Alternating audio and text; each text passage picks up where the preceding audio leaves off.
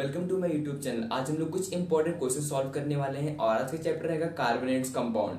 देखो ये चैप्टर काफी ज्यादा इंपॉर्टेंट है और यहाँ से अच्छे अच्छे क्वेश्चन बन भी सकते हैं। ठीक है, उसमें से कुछ क्वेश्चन आज हम प्रैक्टिस कराएंगे कि कैसे क्वेश्चन को सॉल्व करना है। ठीक है, तो क्वेश्चन हमारे पास क्या है, व्हाट आर हाइड्रोकार्बन्स। हाइड्रोकार्बन्स क्या होते हैं पहले ये बताना है। ठीक है, और दूसरा हमारे पास है distinguish alkene from alkene and each of them from alkyne giving one example of each. अच्छा, मींस एल्केन्स को डिस्टिंग्विश करना है एल्कीन से, और एल्कीन्स किस तरीके से, ये दोनों किस तरीके से एल्काइन से डिफर करते हैं ये भी बताना। ठीक है, इसका मतलब मिला करके मुझे तीनों का डिफरेंशिएशन करना है कि तीनों में क्या क्या डिफरेंस है और एक एग्जांपल के साथ। ठीक है, draw the structure of each compound cited as example to justify your answer. अच्छा, यहाँ पे इसका एक एक कंपाउंड का स्ट्रक्चर भी बताना है समझाने के लिए कि कैसे हो रहा है। तो चलो स्टार्ट करते हैं। सबसे पहले देखो हाइड्रोकार्बन्स होते क्या है। नाम से पता हाइड्रोकार्बन, जहां पर हाइड्रोजन भी होगा और कार्बन भी होगा उसको बोलते हैं हम लोग हाइड्रोकार्बन्स। तो हाइड्रोकार्बन बेसिकली तीन पार्ट में क्लासिफाई करते हैं हम लोग। पहले स्टार्टिंग मेजर क्लासिफिकेशन अगर देखें तो दो टाइप्स का है,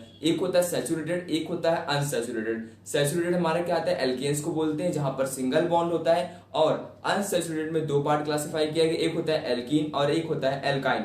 एल्कीन में डबल बॉन्ड होता है और एल्काइन में ट्रिपल बॉन्ड होता है। ठीक है, तो हमने क्या बताया हाइड्रोकार्बन्स। हाइड्रोकार्बन्स क्या होते हैं, वो होते हैं जहां पर हाइड्रोजन और कार्बन बीच बॉन्डिंग रहती है, और ये कार्बन कार्बन सिंगल बॉन्ड भी हो सकते हैं, कार्बन कार्बन डबल बॉन्ड भी हो सकते हैं, सिंगल बॉन्ड डबल बॉन्ड भी हो सकते हैं, और कार्बन कार्बन ट्रिपल बॉन्ड भी हो सकते हैं। ठीक है, इसी वजह से इसका नाम रखा गया है। इसका नाम होता है एल्केन्स, इसका नाम हो गया एल्कीन, और लास्ट ट्रिपल बॉन्ड रहेगा अगर तो उसका नाम हो जाएगा हमारा एल्काइन। ठीक है, ये बात तो समझ में आ गई होगी किस तरीके से कार्बन की नंबरिंग करके हम लोग कार्बन में जो बॉन्ड होता है उसके बेस को क्लासिफाई करते हैं। इसको हम बोलते हैं सैचुरेटेड हाइड्रोकार्बन।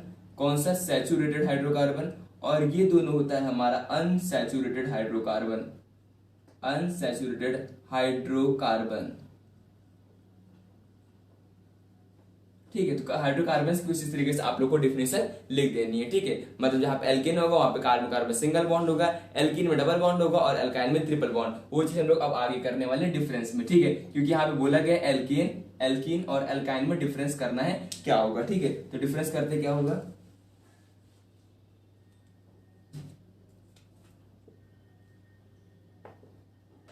अब जो किधर मान लेते लिखते हैं एल्केन्स। ठीक है, एल्कीन इधर हो गया हमारा एल्कीन और इधर हो गया एल्काइन। तो सबसे पहले हम लोग देखते हैं एल्कीन। एल्कीन का जनरल फॉर्मूला क्या होगा, CnH2n + 2।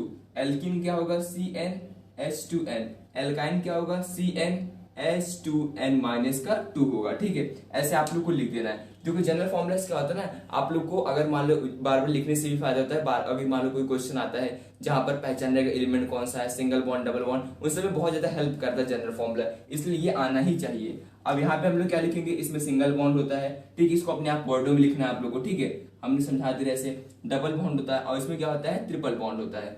लास्ट पार्ट क्या कह रहा है, गिवन वन एग्जांपल। इसका एग्जांपल क्या हो सकता है, देखो n = 1 रख के देखे, इसलिए हम कह रहे थे याद रखने के लिए 1 रख के देखो क्या हो जाएगा, CH4 हो जाएगा। C की जगह n = 1 हो गया, 2 हो गया, यहाँ पर 2 + 2 4, तो क्या आ गया CH4। इसका नाम क्या है, एक कार्बन के लिए मेथ बोलते हैं, सिंगल बॉन्ड के लिए क्या लगाते हैं हम लोग, N, तो नाम क्या हो जाएगा इसका, मीथेन हो जाएगा। एल्कीन वाले की बात करें, एल्कीन के लिए n = 1 पॉसिबल नहीं होता है, n = 2 से स्टार्ट करेंगे। n = 1 पॉसिबल क्यों नहीं होता, हमने बताया था सिंगल कार्बन से कभी भी डबल बॉन्ड बन ही नहीं सकता, मिनिमम 2 कार्बन तो चाहिए ही चाहिए, इसलिए ऐसा हो रहा है। ठीक है, तो ये क्या हो जाएगा, इथेन। ठीक है, इन यहाँ पे आएगा, शो कर रहा है कि यहाँ पर डबल बॉन्ड होगा। ठीक है, कैसा बॉन्ड होगा, डबल बॉन्ड होगा। इथीन फॉर्मूला क्या हो जाएगा, रख दो यहाँ पर C2 C2H4 हो जाएगा। अब अगर हम लोग यहाँ पे बात करें, यहाँ पे भी n = 1 पॉसिबल नहीं होता है, n = 2 से हम लोग स्टार्ट करते हैं। n = 2 रख के देखो वहां पर क्या होगा, C2 और 2 हो जाएगा, मतलब क्या हो जाएगा, C2H2, और इसका नाम क्या आ जाएगा, इथाइन। क्या नाम हो जाएगा इसका, इथाइन हो जाएगा। आई थिंक आप लोग को समझ में आ गया होगा हमने इथाइन यहाँ पर क्यों लिखा, क्योंकि YN इसलिए लगा क्योंकि यहाँ पर ट्रिपल बॉन्ड है, इन हमें यहाँ पे इसलिए लगा क्योंकि यहाँ पर डबल बॉन्ड है, और यहाँ पे इन इसलिए लगा क्योंकि यहाँ पर सिंगल बॉन्ड है। एक एग्जाम्पल विद देयर डिफरेंस हो गया। ठीक है, अब आगे बढ़ते हैं। Draw the structure of each compound cited as example to justify your answer.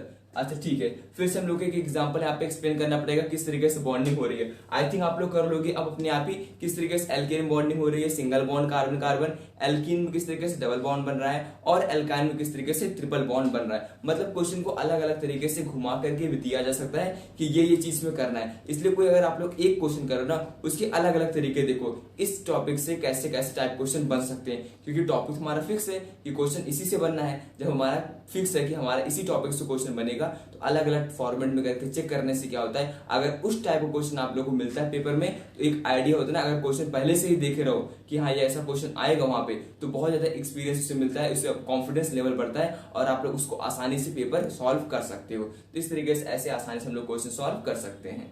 Next question क्या है हमारे पास, अगला क्वेश्चन कर रहा है एक्सप्लेन आइसोमेरिज्म। आइसोमेरिज्म बताना क्या होगा, बेसिकली मतलब कह रहा है कि आइसोमर क्या होते हैं ये बताना, ठीक है। सेकंड है state any 4 characteristics of isomer. 4 properties बतानी, कैरेक्टरिस्टिक प्रॉपर्टी बतानी है आइसोमर की क्या होगी, ठीक है। अब देखो सबसे पहले बात करें आइसोमर, हम ऑलरेडी इसके बारे में क्वेश्चन सॉल्व कर चुके हैं, हमने आइसोमर बताया था कैसे कैसे निकालते हैं। तो अगर किसी को नहीं आ रहा है आइसोमर कैसे फाइंड आउट किया जाता है, तो वो जा करके वीडियो देख सकता है, ठीक है। उसको अच्छे से समझ में आ जाएगा कि आइसोमर कैसे बनते हैं, किस तरीके से n = 1 2 3 के लिए अलग अलग आइसोमर पॉसिबल होते हैं। तो स्टार्ट करते हैं हम लोग। यहाँ पर आइसोमर होते क्या है, आइसोमर वो होते हैं जिनका मॉलिक्यूलर फॉर्मूला सेम होता है लेकिन स्ट्रक्चर देखे तो डिफरेंट होता है। मॉलिक्यूलर फॉर्मूला सेम होगा लेकिन स्ट्रक्चर अलग अलग एग्जिस्ट करता है, उसको हम बोलते हैं आइसोमर। तो आप लोग को डिफिनेशन में सिंपल ये चीज लिख देनी है। मेन इंपॉर्टेंट तो यहाँ पर है कि 4 कैरेक्टरिस्टिक्स बतानी है आइसोमर की क्या होती है। तो 4 कैरेक्टरिस्टिक्स कौन कौन से हो जाएंगे। सबसे पहला देखो क्या हमने बताया था कि इनका मॉलिक्यूलर फॉर्मूला सेम होगा लेकिन स्ट्रक्चर डिफरेंट होगा। They have different structure, they have different structure, इनका स्ट्रक्चर क्या होगा, डिफरेंट होगा, ठीक है। और क्या हो सकता है, अच्छा देखो स्ट्रक्चर अगर डिफरेंट है तो कौन कौन से फैक्टर इफेक्ट हो सकते हैं, अगर आप लोग को यहां से अब सोचना है, ठीक है। तो सबसे पहला फैक्टर है melting point. They have different melting point, क्या होगा, अलग अलग मेल्टिंग पॉइंट होगी, ठीक है, डिफरेंट मेल्टिंग पॉइंट। अच्छा मेल्टिंग पॉइंट अलग हो रहा है, स्ट्रक्चर से हमारा और क्या अलग होता है, बॉइलिंग पॉइंट भी अलग होता है। तो ये भी आप लोग को याद रखना है, डिफरेंट बॉइलिंग पॉइंट, ठीक है।